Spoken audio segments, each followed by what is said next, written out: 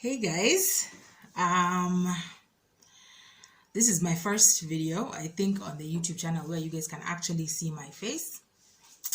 And I thought that I should probably explain, what this channel is all about. I wanted to upload a few videos to kind of give a foundation of what I want to do here. And then now we go straight to it. So let me get to it. This channel is called SavedandSexual. For many people, that name is controversial or something because I guess salvation is not supposed to be linked to sexuality in any way. But sex is something that God created. Our sexuality is a big part of us. It isn't all of who we are, but it's a big part of us. And I wanted to create a space where we could have conversations about it. Biblical sexuality is not really something we talk about that much. We touch on it a little bit in church, and usually when we are reacting to something. So we react to a music video coming out that's weird, or a child using profanity, or one of these sex parties when people, the ones we hear about, and then we react to it as though sexuality isn't something we should be talking about, especially in this world where it's so sexually charged.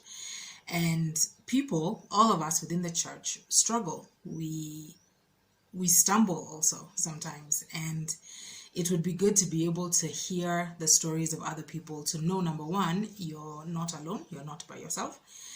Number two, that none of us are perfect. And number three, that all of us need accountability. And it's never going to be that you can just run this whole race by yourself. We are a people created for fellowship, all right? So my background is psychology and communication.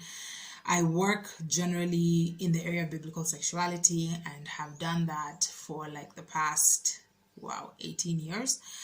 And what I found is the struggles that people have outside of the church are the same struggles that people are having inside of the church. And not talking about it doesn't make it go away. Yeah, so it's many times we think that if I just don't talk about it, then it will not affect me. It won't affect me at all. And that just doesn't work.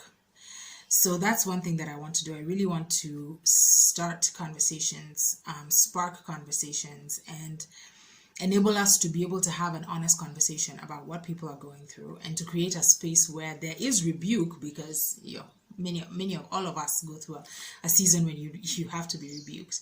But then there's also support and encouragement and accountability within that same group, within that same circle. And that is my goal. Or one of my goals. The other goal is to engage with culture. Many times we just look at the world, and we're like, sikwetu, that'll happen over there. That's their problem. They're the ones who are dealing with it.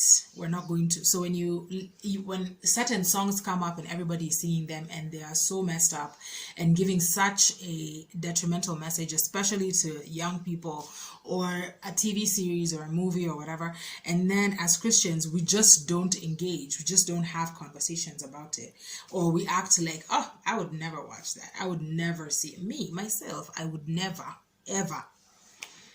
Which is a lie for many people, for most people. So let's just be honest with ourselves. Let's see how culture affects Christianity. Many times, especially these days, it's a detrimental effect. And we know that. I say a lot, I've just realized. But the main goal is to have a conversation regarding things that are uncomfortable, or things that are strange or seem weird, and some things that we think are far away but really are going on in our homes, in our churches, in all of our spaces. So I would love to be able to do that. So to engage in culture and to spark conversation, and both of they just work in tandem.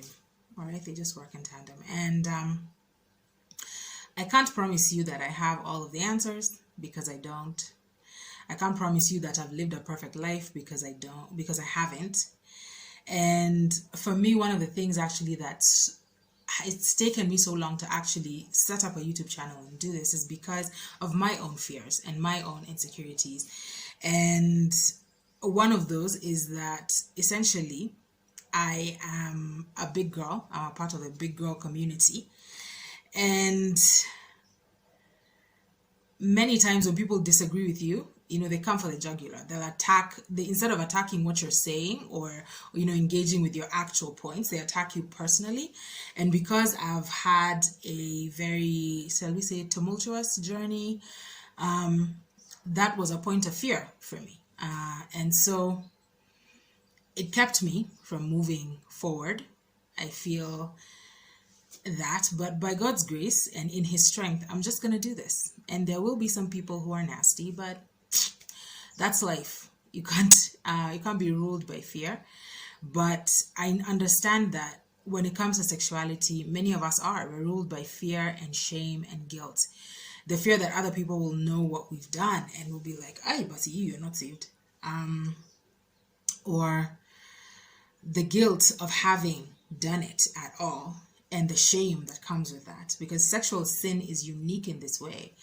We are in this cycle, and sin thrives in darkness, and especially sexual sin. It thrives in keeping you in that cycle of darkness and loneliness and being alone, thinking that I should be able to handle this. I should be able to move forward. I should be able to do this because I am saved, and therefore saved people don't struggle like this. And those are lies. Those are plain old lies.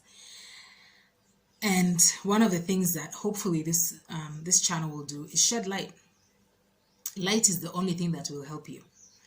And I know it's the one thing that you feel like I can't tell anybody that I'm struggling with this particular thing. But confession is good for the soul. And scripture tells us to confess one to another, because there is freedom in living in the light. The things that you have to do in the darkness, those things are usually they're not good for you, and B, they're not godly. Most things, okay? If you must do them only at night or in the darkness, not only at night, but in the darkness, away from other people, ashamed and afraid, that's not a God thing, yeah? For God said He's not given us a spirit of fear, but of love, of power, and of a sound mind.